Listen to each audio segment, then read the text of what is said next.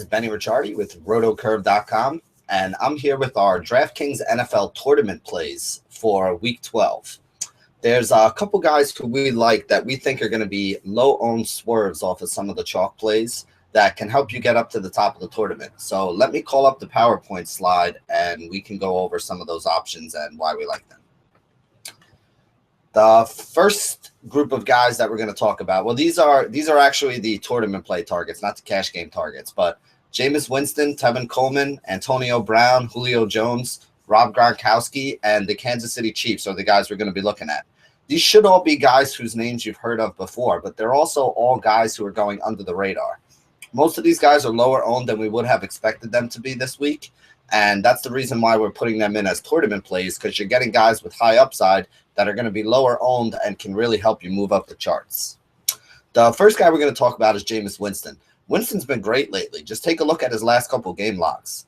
Both of his wide receiver weapons are healthy, so he's got VJax on one side and Evans on the other, and it's a solid passing matchup against the Indianapolis Colts. Excuse me.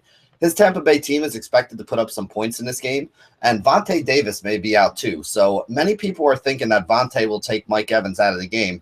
Mike Evans is still a pretty solid receiver, and Vontae is not as good this year as he has been in years past. He still has a pretty good season. He's still one of the better cornerbacks in the league, but he's a little bit below where we would expect him to be, based on what we've seen out of him in the last couple of years.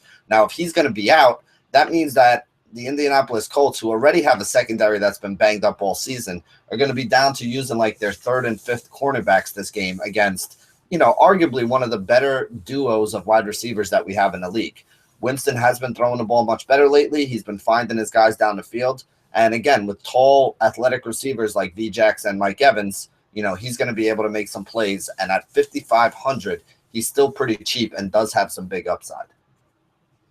Now, at the running back spot, everybody's talking about guys like Thomas Rawls and, Javaris Allen, who are already solidified as the starting running backs. But Devonta Freeman is still in the concussion protocol for the Atlanta Falcons.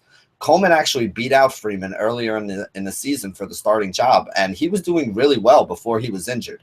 If he never got injured, we could be talking about Tevin Coleman right now the way that we've been talking about Devonta Freeman in that Atlanta Falcons system. Atlanta running backs are getting 20-plus touches a game, regardless of which one of them it is. And at 4,300, Tevin Coleman is dirt cheap if he is going to be the starter and workhorse again. There aren't many guys you're going to find in that $4,000 range who are going to be able to get you 20 to 25 touches. Coleman is one of them. Rawls is another one. And Allen is the other one this week. So if everyone's talking about and rostering the other two guys, I think Tevin Coleman is the swerve that you make off of either Rawls and or Allen that can give you the big upside at a little bit of a cheaper price, even though they're about the same, but is the guy who's going to be much lower owned than the other two. Pretty much trying to hit them where they ain't is the idea with the wide receivers here too. Antonio Brown and Julio Jones were only about 10% owned each on the Thursday Lock tournament, with DeAndre Hopkins being 40% owned and Odell Beckham being over 25% owned.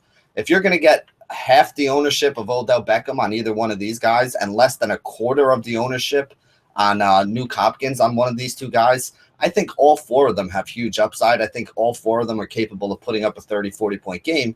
But the two guys who are going to help you the most in the tournament are going to be the two lower-owned ones, which are going to be Antonio Brown and Julio Jones. Brown was very low-owned on the Thursday Lock games. He was actually the lowest of the top four receivers at only about 10%. He's put up 40 fantasy points on DraftKings in his last couple games. And Richard Sherman is not as scary a guy to go up against as he once was. I still think Sherman's a good corner, but I don't think he's a lockdown kind of guy that I wouldn't look to take anybody against. We know that Ben loves to throw the ball to Antonio Brown. I don't think anybody thinks Brown's not going to see any targets in this game. And the way that he's been playing, it really doesn't matter. There isn't anybody in the league that can cover this guy. And at 8,700, I think he's going to be somebody that I put on a lot more of my rosters than the rest of the field does, and hope that he gives me another one of those huge, big, upside, outsized games. Julio Jones actually has the top cornerback wide receiver matchup on Pro Football Focus this week. His bad games still put him in the 20 fantasy point range. People have been saying, I don't like Julio. He hasn't been playing well lately. But he's still been putting up about 20 fantasy points. He hasn't had one of those huge 2 or 3 touchdown, 180-yard, 12 or 13 catch kind of games recently. but he's still getting you 7 or 8 catches. He's still getting you right around 100 yards, and he has found the end zone in a couple of these games. 22, 24 points might not sound like a ton, but again, with a guy who has that kind of a floor and an upside that we've seen already this year that can reach into the 40-point range, he's definitely somebody you have to take a look at when his ownership rate is low. Everybody seems to be drifting towards Nuke Hopkins in that matchup with New Orleans. And don't get me wrong, I think that is a great matchup. I'm not saying that he's a bad play. But if you take Julio and Julio outscores Hopkins, you're going to put yourself ahead of 35 to 45% of the field. And like I said, these 4 guys are all studs. They're all capable of 30, 40-point games. It's not out of the question that Julio could have a bigger game than Nuke Hopkins this week. And if he does, you're going to be sitting pretty with everybody else chasing you with, the lower score they got out of Hopkins. Pretty much the same idea goes with Rob Gronkowski. Gronk is a guy who I have not been playing a lot this year, mostly because his price is so high and there are so many other options at the tight end spot that are a little bit cheaper and, have a chance to get 70 to 80% of his production at, 50 to 60% of his price. So he hasn't been the best value basically all season long. And honestly, the only real knock on Gronk is his price. With all the injuries that New England has lately, I think they're going to have to lean on him a little bit heavier here.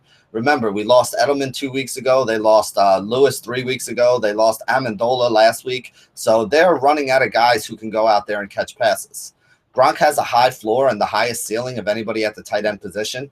He's a guy that can get you a 10-catch game. He can get you a 100-yard game. He can get you a multiple touchdown game. And he's done all 3 of those things so far this season, sometimes even 2 or 3 of them together in the same week. So if you're looking for a guy that's going to be low owned, that does have that upside, I say it all the time. You don't have to take a $3,000 scrub flyer in order to be contrarian. Sometimes the way to be contrarian is to pay up for the guys that other people aren't paying up for. And Rob Gronkowski definitely fits that mold this week. With the $4,300 running backs and the $4,500 running backs, the guys like the Allens, the Rawls, the Tevin Colemans, it's not that hard to fit Rob Gronkowski into your lineup this week. And if you can get him into your lineup this week, he's going to be low owned, and we know he always has the upside where he can go off for 20 to 30 fantasy points. The last team I want to talk about, the Kansas City Chiefs defense, is one that I really like as a salary saver this week. Basically, they were the ones that I used to help me fit Gronkowski into the one lineup I put him in on already. Basically, since Smith has come off of his suspension, the pass defense is much better with the cornerbacks playing very, very well. The pass rush is also playing very well, and the Chiefs are an aggressive defense that likes to blitz, likes to get to the quarterback, likes to go after him. They're facing a Baltimore team who is playing without their starting quarterback, wide receiver, and running back, who have all been hurt in the last few weeks. Joe Flacco, Justin Forsett, Steve Smith Jr., Sr., all are going to be out for this game. Kansas City defense has also been playing well and putting up really nice fantasy scores lately. So I do think that this is a great spot for them and a great spot to roll them out at a really nice price of only $2,800. That basically sums it up for some of the tournament plays that we're looking at this week. Remember, take a look at the cash game video. Those are the guys who should be the building blocks of your team.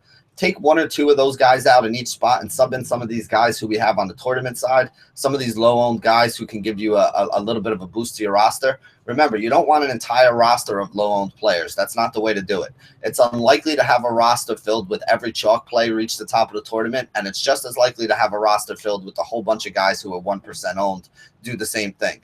You want to mix in a few of these low-owned guys with some of the solid plays that we have, the guys you have the most faith in. You put those 2 together, and that's how you build a roster that has good upside and a chance to help you win or get up there towards the top of some of these tournaments.